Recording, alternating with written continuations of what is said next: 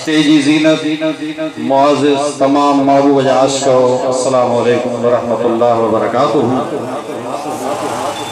ये तो हर साल वांगुरु हिन साल बि हिन सखी सलीम शाह रहमतुल्लाहि ताला अलैहि जे उर्स मुबारक जी तकरीब में असां तव्हां गॾु थिया आहियूं, जंहिंमें कसीर तादाद में जमायत आहे ऐं अल्हम्दुलिल्लाह ये सखी मशहूर आहे।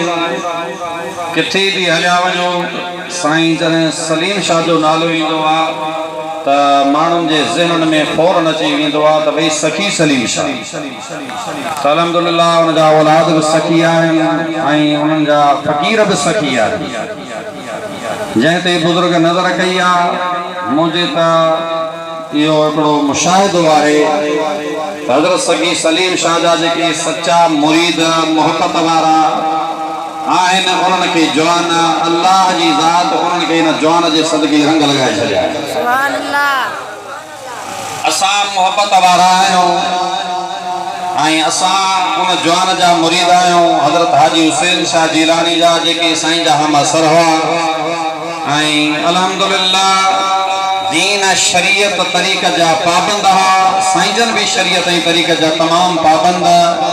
अॼु भी तव्हां ॾिसो त अहिड़ा हज़ारे माण्हू साईं नसीर अमन शाह वटि आया हूंदा त क़िबला इजाज़त ॾे त असां मेलो लॻारायूं, इजाज़त ॾे त असां उठनि जी डोड़ करायूं, इजाज़त ॾियो त असां कुझु ॿियो राग वैराग करायूं। पर सखी सलीम शाह जे जवाननि बचन इहो वचन करे छॾियो आहे त जेका रसूलुल्लाह जी ज़ात बबरकात जी शरीयत आहे ऐं अल्लाह वारनि जी जेका तरीक़त आहे उन शरीयत ऐं तरीक़त खे छॾणो न आहे। मुस्तफ़ा जे आशिक़नि खे घुराए अल्लाह जो क़ुरान ॿुधाइणो आहे, रसूलुल्लाह जी सुन्नत ॿुधाइणी आहे। उन ते अमल कयो अथनि अल्लाह साईं खे गुज़री हयाती अता फरमाईंदो।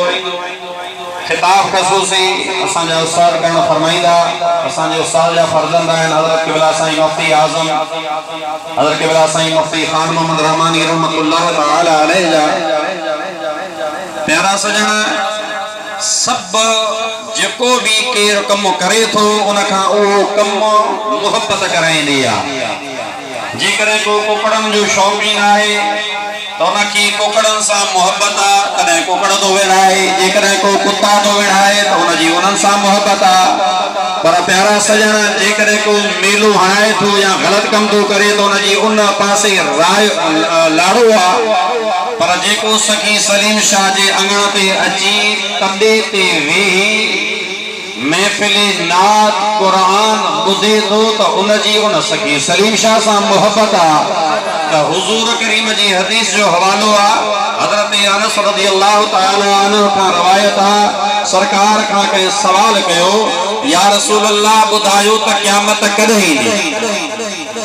भला सुजाग आहियो जेके जागियल वक़्त मथे कयो हाणे जन हथ मथे कयो आ कूड़ को बि न हाणे उहे ॿ फुट सिर्फ़ अॻिते अचो वधीक न कूड़ को बि न हाणे जंहिं हथ मथे कयो आहे उहो अचे, जंहिं हथ मथे न कयो आहे उहो भली न अचे।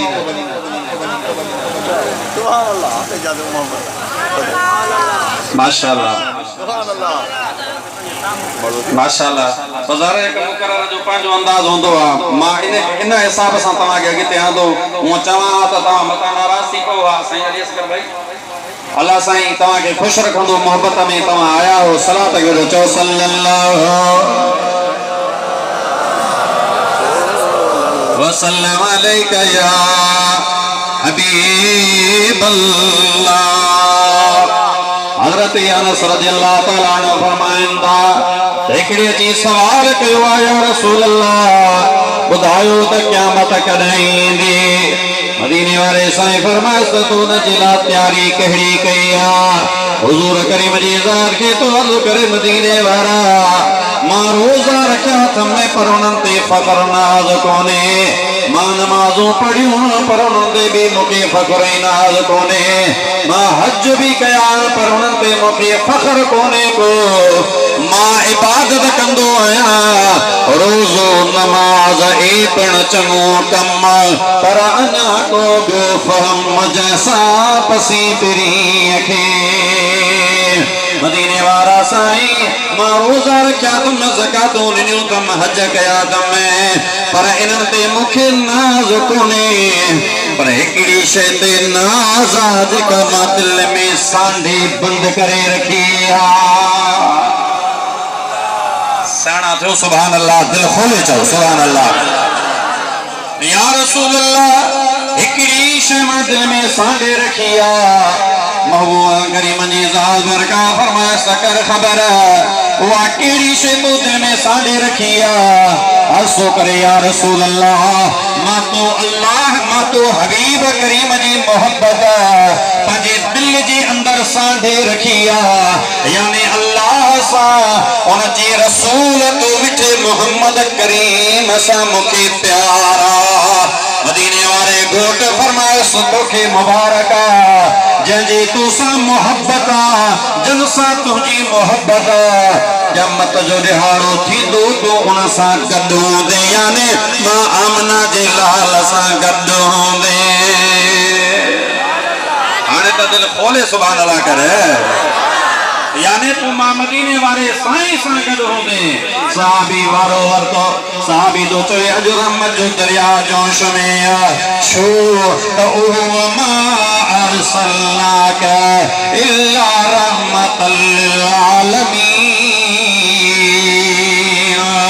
हबीब अल्लाह जी रहमत बन जी आयो आमन पर अल्लाह ताला फरमाए तो ई आलमीन जी ला रहमत जेको रहमत में उम्मीद रखंदो जिया जो सगी सलीम शाह जे अंगण ते वेही मदीने वाले घोट जी रहमत में उम्मीदवार आयो क़यामत जो ॾियारो थींदो मुस्तफा सभे आशिकन खे जन्नत में दाखिल कंदो। सहाबी तो चवे रहमत जो दरिया जोश में फौरन तौर करे या रसूल अल्लाह मा अल्लाह सा उन जे महबूब मदीने वाले घोट सा महबूब जे यारे गार अबू बकर सिद्दीक सा अबू बकर जे प्यारे उमर सा अमीर उमर जे प्यारे उस्मान सा उस्मान जे प्यारे हैदर सा मोहब्बत तो रखा पण फरमांदा मुबारक थई तो इनन जवानन सा क़यामत में गड्डू होंदे तोखे मुबारक जो अज तू असा जी मोहब्बत अल्लाह वारे सा है इन जे करे असा क़यामत जे दिहाड़े